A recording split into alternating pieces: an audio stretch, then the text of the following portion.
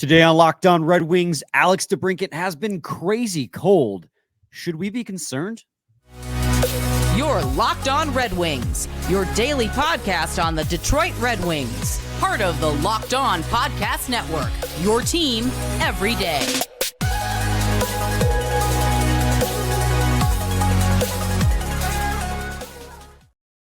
Welcome back to the Locked On Red Wings podcast. We are your hosts, Brian Fisher and Scotty Bentley. I'm a podcast producer for the Daily J, a WWJ News Radio podcast.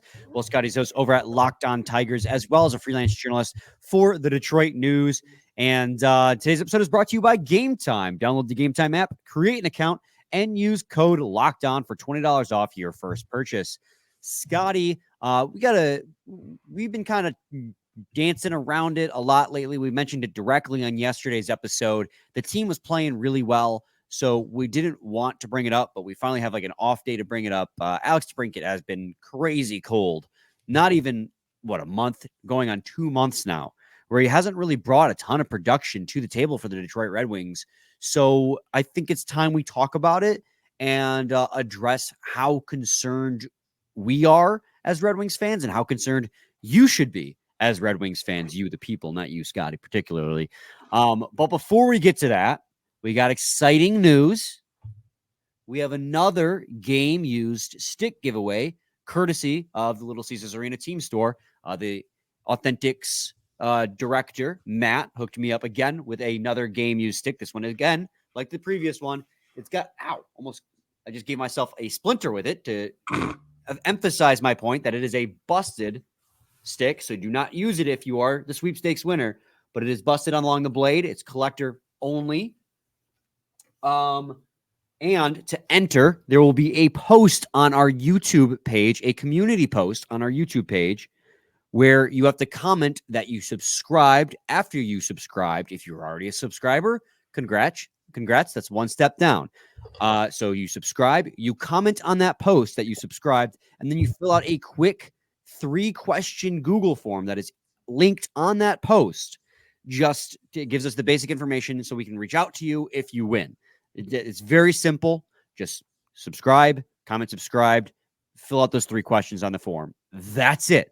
That's how you enter. It runs from midnight as of posting of this episode. So it runs from midnight on January 23rd until the end of the day on February the 2nd. So the end of the day, Friday, February 2nd. So we will pick our winner on that Monday after the giveaway ends.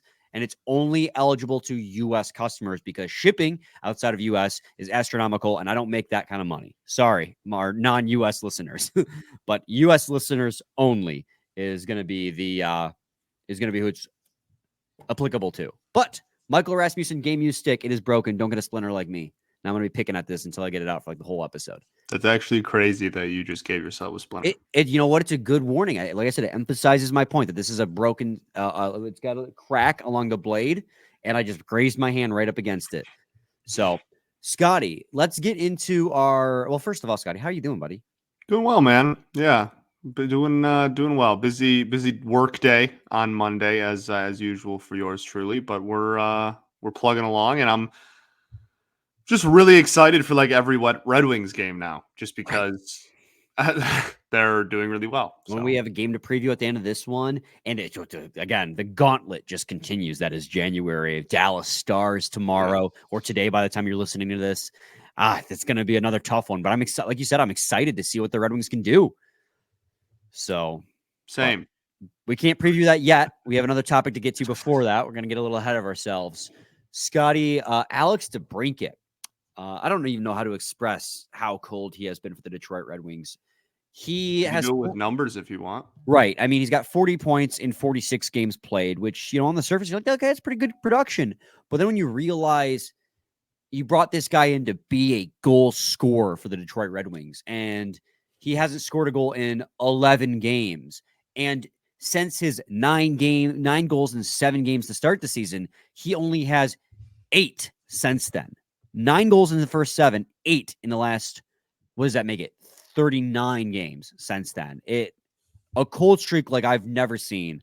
And Scotty, I mean, Well, there's a few other like pretty easy numbers here to address our point. In the last 10 games, he has 3 points, and they're all assists. You can go back. We were talking off air before we hit record here. Since November 26th, okay, November 26th to today, he has played in 27 games and he has 20 points, which is not terrible production, certainly, but it's 5 goals and 15 assists. So his last 27 games since November 24th, he's only scored 5 goals, and 4 of those are power play goals, which means that since November 24th, he has one 5-on-5 goal. He has one single even strength goal in his last 27 games played. That is a pretty remarkable stat there. Obviously, as you mentioned, he got off to a very hot start with the Wings, but we're going on a decent sample size now of just not being able to find the back of the net, where I agree with you. I think it's obviously worth a discussion here. Well, the primary question here is, should we be concerned? And if so, like, what is the concern level? And obviously, it's easy to overlook. Like, I hadn't quite realized how long it had been since he had scored a 5-on-5 goal, or even just a goal in general, now 11 games, because the team was winning. They were getting production from everywhere across that it kind of just, you glaze over it. And then you look, they talk about it on last night's broadcast, you go, oh, wow, it's been that long. And then you look even deeper, and like you said, since November, he's had one 5-on-5 goal. He's been cold. So, Scotty, let me ask you first, like, what is your panic level right now with DeBrincat's discussion? Yeah, I would say it's not extremely high. I think part of that is just the luxury of the team playing well, right? If this was hindering the team's success, then I feel like it would be a much different conversation. And there is an argument, certainly, that pre 2024 calendar turning over, that maybe DeBrincat's struggles were, kind of hampering the team's success there. In December, they went on a little bit of a cold streak at one point, and he wasn't really filling the back of the net, obviously, as we've said. But I think the thing that you can point to the most and would be like the biggest reason as to why there may be a concern level is that if you broaden the scope of his career and look to like Ottawa last year, when like people said he had somewhat of a down year, and they weren't pleased with the production level, again, especially the 5-on-5 production level was a big thing while he was in Ottawa. And I think seeing those similarities would be like the only thing that kind of sparks a concern level for me. But I think that we have the luxury of the team playing well right now. B, he is playing well. Like it's a fine line. He has been producing production-wise, goal-scoring production, I should say, really specifically. He has obviously not been doing what we thought, but he's been doing a lot of other stuff really well.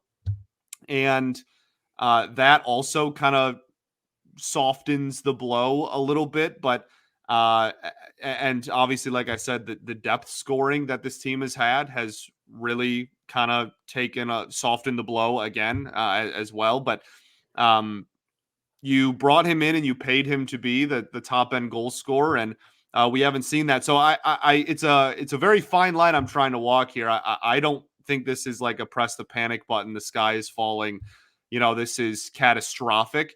But it's certainly not nothing either, which is why we're having this conversation. Yeah, and that's the thing, right? You look at, and we'll get into segment 2, like all the numbers that, shine favorably on him, because there's actually quite a lot. Yeah. But you brought him in to be a goal scorer, to be the 40 goal scorer the Red Wings have not had since Marian Hossa in 2009. And right now he's on pace for just 30 goals. I mean, he started the season on pace for 47. I know, like, obviously ebbs and flows, guys go hot and cold, and goal scorers especially are prone to hot and cold streaks. But this cold streak has lasted a very long time. So, I mean, if I were to answer, like, what's my concern level, I guess you have to give it more nuance. Like, what's your concern level with his goal scoring production? I'd say it's like at a 6 or a 7, but overall with just what he brings to the table, like what has the team, how the team's benefited from his play, it's like a 5 or a 4. It's lesser because of all those other numbers helping out. But in the end, like, you signed him to be a goal scorer, he's got to produce goals. So we'll talk in segment 2 about everything else that he's doing really well. And it might sound like it's just apologist things, but like all the advanced analytics, he's killing it for the Red Wings. One of the few guys who's really killing it. It's just he's snake bitten, and that puck can't find the back of the net. So stay tuned to segment 2 of Locked On Red Wings, where we will continue alliteration. It's tough on the tongue. This conversation. Got to talk to you guys today about Gametime. Are you tired of just trying to buy a ticket and all of a sudden you're just hammered with ridiculous fees? Well, you don't got to worry about that too much with Gametime. It's the only ticketing app that gives you complete peace of mind with your purchase. See the view from your seat before you buy, so you know exactly what to expect when you arrive. All-in prices show your total upfront, so you know you're getting a great deal before you check out, and you buy tickets in seconds with 2 taps. They're obsessed with finding new ways to help you save money on tickets. Gametime has deals on tickets right up to the start of the event, and even an hour after it starts. It's the place to find last-minute seats. Find exclusive flash deals and sponsored deals on tickets for football, basketball, baseball, concerts, and so much more. And with zone deals, you pick the section and Gametime picks the seats for a big-time savings. Take the guesswork out of buying tickets with Gametime. Right now, all Gametime users get $100 off the big game with code Vegas100. That's new. That is new. Again, $100 off the big game with code Vegas100. Terms apply. Just download the Gametime app and use code Vegas100 for $100 off a big game ticket. Or if you're not going to the game, use code LOCKDOWN for $20 off your first purchase. Download Gametime today. Last minute tickets, lowest price, guaranteed. Segment 2, Locked On Red Wings podcast. Scotty, Brian used Gametime just to go to the Wings game on Sunday. Oh, did you? Just did. Yeah. You didn't even get your gritty bobblehead. I know, man. Again, just crazy. By the way, so early. We were getting all kinds of comments saying that you must have just gone to the wrong entrance because there are people who said they showed up 5 minutes before the game and got the bobblehead at other entrances. Oh, okay. I mean, I guess maybe it was an entrance to entrance thing, but I talked to a lot of people that were there very early and did not get one. So. I mean, unfortunately, you just, No, say it. Say it. You're about to say you just suck, and I want you to actually finish. You just suck. There you go. Yeah. Don't hold back. Say it with your chest. Yeah. Yeah. So Alex DeBrincat, we're apologizing for him. We're Alex DeBrincat apologists. So first off, just on the baseline statistics that I love to share, Alex DeBrincat, by the numbers, has been, I believe, the first or second best at Corsi for percentage on the Red Wings all season long. Second best Corsi for percentage on the Red Wings at 5-on-5 at 49%. And yes, typically you would think, oh, well, if it's not above 50%, it's no good. Well, the Red Wings as a whole, their cumulative numbers below 50%. So he's second best on the team at generating shot attempts and preventing shot attempts against. Usually that is based just because of, one, who the line he plays on, but also that he is they're a offensive first line. So the reason why that number is so good is because they create more shot attempts rather than suppress it. So while his defense might not be the best, the reason why he's second best on the team is because with him out there, even if he's not generating goals, he's generating assists. He's generating shot attempts. He ranks, I believe, 3rd or 4th on the team in expected goals for percentage. 4th on the team in expected goals for percentage at 49.75. And if you want to go, okay, well, that's because of who he plays with. He, at the start of the season, he was with Larkin. Now he's playing with Comfort. It's more a product of the centers carrying him. That's not the case either. If you were to filter that by relative, he is the best player on the team at Corsi for percentage relative. So when he is on the ice, no other player helps to generate more shot attempts for than Alex DeBrincat. He is 5.44% relative across the season, the best player. And if you want to weigh that by quality shot attempts, the expected goals for percentage, he is third on the team at 5.56, only behind Patrick Kane and Christian Fischer. Christian Fischer being second on the team is wild to me, and I love that at relative expected goals for percentage.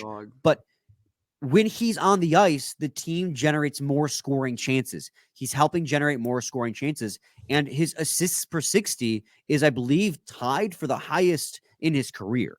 Yeah. So his goal scoring has definitely taken a dip, but and again, you signed him to be the goal scorer, but if he's racking up assists, then he's still doing something right, and that puck is still ending up in the back of the net. Now, I still not to make a complete excuse and absolve him completely of guilt, but I do need to see him put the puck in the back of the net, but he's still contributing when he's out there. That's why my concern level is still might be a 6 overall, but it's not a 7 or an 8 because of the fact that he's still contributing on the ice.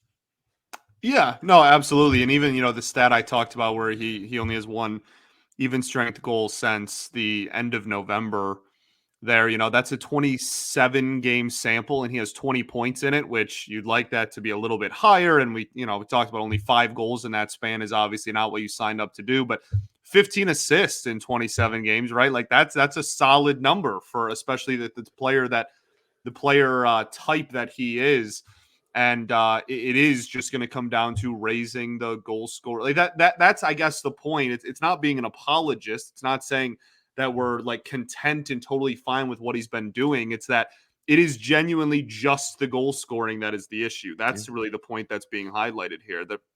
And it's a big thing, right? That's a legitimate concern and a legitimate thing to point at. And I don't blame anybody for expecting more or being upset or anything. That I think that is 100% justified. The point of bringing up all the numbers you just did and what we've been, this conversation is just to say that is it though. It's not the entire game. It's not that he's just been, a traffic cone out there and just hasn't produced anything else. I think one of the more interesting numbers as well is just shot percentage, right? Shooting percentage in that stretch, in that 27 game stretch that I keep highlighting since the end of November. His shooting percentage is 6.8%. 6.8. That is obviously very low, but then when you look on the season, his shooting percentage is 12.8% because for the first however long, 3 weeks, he was basically shooting 30% from the ice or whatever, right? When he couldn't miss anything. So it's interesting, we talked about it a little bit earlier on in the year, and then we haven't really referenced it too much, was the ESPN and NHL Edge website, right? The advanced analytics and kind of the numbers in there. And it's fascinating looking at DeBrincat is in the 93rd percentile in the league in shots on goal. So he's still taking his shots. He's still getting his shots. This not putting the puck in the back of the net thing is not for a lack of getting shots off. 93rd percentile. Goals scored, 92nd percentile, right? 17 goals on the year. That's there's obviously a ton of wingers out there that don't have that high of a goal total. It's not as high as you'd like it to be, and you want it to be higher because of what you expected out of him. But still, upper 8% in the league in that regard. But his shot percentage, his shooting percentage, is 73rd percentile. So you're talking about a guy who's in the top 7 or 8% in the league in shots on net and goals, but the shooting percentage is not even in the top 25% in the league. And then again, that's in the whole season. That's not even, again, really weighing or highlighting the last, month and a half where it's been below 7%. So it really is just a matter of he's taking the shots, which is good. We want him to rip the puck. That's what we signed him to do. Or what we traded for and signed him to do. It is just the shooting percentage is just very, very low, and he has not been able to put the puck in the back of the net. Yeah, and I mean, we talk about it's the only thing that's not working is the goal scoring, and of course, that's the one thing you traded and then signed him to do is score goals. And but on the flip side, it is really nice to see the improvement in the other aspects of his game. There has been a legitimate step forward, and to further the excuse making, quote unquote, he is second on the team in deployment against the other team's top talent. Dylan Larkin's obviously number one, spending 43.5% of his total time on the ice this season against the opponent's elite competition. Alex DeBrincat's second with 41.1%. Obviously, you want him out there against the elite competition. You want him to be that top line guy. So that doesn't necessarily absolve him of guilt either, but it helps paint the picture as to maybe why he is struggling. He's getting the second most difficult assignments out of anyone on the roster. And at the same time, he's doing all that while posting a very strong relative Corsi for percentage. So it's just and getting a bulk majority defensive zone starts at 5-on-5 as well, which is crazy as well. Because I'm combining Wood money from Puck IQ and what I'm seeing from the player usage chart on Frozen Pool, Dauber prospects. He's getting about 46% offensive zone percent, 46% offensive zone starts at 5-on-5. So he's been getting tough usage, which he should. And he's getting defensive zone starts, which is kind of a weird thing, but I guess I get it because, again, you have him as your top line. And he's still helping to generate and prevent goals for either side of the puck. Just hasn't been finding the back of the net himself. He's got a 7% shooting percentage since those first 7 games. It's just one of those things where he's kind of been snake bitten. And then we say all of that to just come to that conclusion. And that's why I'm not super worried about him yet. Yeah, this is a crazy long dry spell for his goal scoring. It is. But it's not that he hasn't been getting opportunities. He got goalied hard. He should have had a goal against Tampa Bay. Vassy just went Vassy. But with how he's been playing outside of that, it's hard for me to panic and freak out when he's been doing pretty good besides the goal scoring. It's just, again, the goal scoring is the reason you brought him in. So I guess I'm just so torn, that's why I'm a 6 because I am worried, but I'm not panicking. Right. I think for me, it's the difference between frustration and worry. I'm very frustrated with his production, his goal scoring production so far, but the frustration doesn't make me worried for the rest of the contract that I think that this is going to be the new norm either. I think those are kind of separate in my head. I'm frustrated with what he's done. I'm not panicking about what he's going to do going forward. Yep. So anyways, let's take a quick break. And when we return, we'll preview the game against the Dallas Stars. I mean, you guys can tell us your guys' worry level. Obviously, if you're very entitled to being worried, because again, goal scorer. Yeah, like I said, somebody can come on here and say 10 out of 10. I wouldn't be upset about it. Or I get it. It's a long dry spell, man. It's a long dry spell. Anyways, stay tuned to segment 3 of Locked On Red Wings. Got to talk to you guys today about Sleeper. It's almost halfway through the NHL season. In fact, it is over halfway through the NHL season, and the Red Wings are sitting, I won't say comfortably, but they're sitting in a wild card spot right now and still competing for a divisional spot in the Atlantic Division. And who would have guessed? Atlantic Division being in that race, that's amazing. Regardless of where they are in the current standings, I want to remind you guys that you could win big by playing daily fantasy hockey on Sleeper, the official daily fantasy app of the Locked On NHL Network. Sleeper is our number one choice for daily fantasy sports and especially daily fantasy hockey, because with Sleeper, you can win 100 times your cash in daily fantasy hockey contests. All you have to do is pick whether studs like Patrick Kane, whenever he gets healthy, God hope it's soon, Connor McDavid, Nathan McKinnon, Nikita Kucherov will record more or less than their sleeper projections for things like goals, assists, saves, plus, minus, and more in a given game. To win 100 times bet on Sleeper, you need to correctly predict the outcome of 8 player stats. You heard me, Red Wings fans. You can win 100 times your money playing daily fantasy hockey with Sleeper. So start playing hockey or start paying attention and nail your picks. Sorry, Freudian slip. I'm thinking about hockey at all times. So start paying attention and nail your picks so you can start winning big. Use promo code LOCKEDONNHL and you'll get up to $100 match in your first deposit. Terms and conditions apply. That's code LOCKEDONNHL. See Sleeper's terms of use for details and locational availability.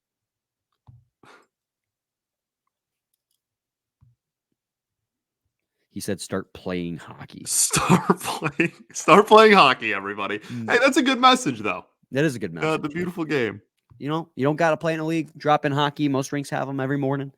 Just stop on by. Am I running into Mickey Redmond? I hear he's pretty. He still plays drop in pretty frequently, from what I understand. So that does not surprise me. Anyway, Scotty, game preview time. Dallas Stars. What an opponent for the Red Wings to be facing. Yeah, man. I have made for like the last 2.5 years now. I've made it pretty well known that I love watching the Stars play hockey. Not You're the biggest fan of everybody on the roster necessarily in that time frame, but I I I really, really, really enjoy that. They just play a really fun brand of hockey and they're really good. So this is certainly a tall task. So much so that the Wings are pretty comfortably underdogs despite being at home tomorrow night. Yeah, and unsurprisingly so. So they're currently third in the Central Division, 27, 13, and 6. They have a plethora of players who, just like you would expect. Jason Robertson's goal scoring is down, but he's still over a point per game. 46 games played, 48 points, 16 goals, 32 assists. Pavelski already has 19 or 20. Yeah, Rupe Hintz has 20 goals himself in 44, 22 assists, so 42 and 44. Yeah. Pavelski, 42 points in 46. He's got 19 goals. And even Matt Duchene, a little bit of a resurgent season for him, 41 points in 45 games. And then isn't their goaltending situation a little bit surprising? Yeah, Jake Ottinger with just a 904 save percentage, which is still above league average, but somebody you normally would expect after the last couple of years to be like 910 at the very minimum in this kind of year even. A guy who, certainly any given night can kind of give you work. So, I mean, this is just a really good Dallas Stars team. They're top 10. Like every single team the Red Wings have been playing in this month, they're top 10 in Corsi for percentage. They're 8th in that regard with a 52.39%. The expected goals for percentage, they're 5th. So it's a team that, again, is more than likely going to outpossess the puck than you. And you're going to be relying on the same old things. You're going to need good goaltending, solid defense to try and shut down any high danger opportunities that they have. So with Ben Sherratt's out, get ready for another 25 minutes from Moritz Seider and Jake Wallman, as they are the only defensive pair that Olone trusts, and I can't blame him for it. But scoring off the rush, because again, the Red Wings don't outpossess their opponents, and when you face an opponent that possesses the puck a lot, it gets even harder. Yeah, for sure. And like you said, this is a team that's really good at like everything. They're really sound defensively.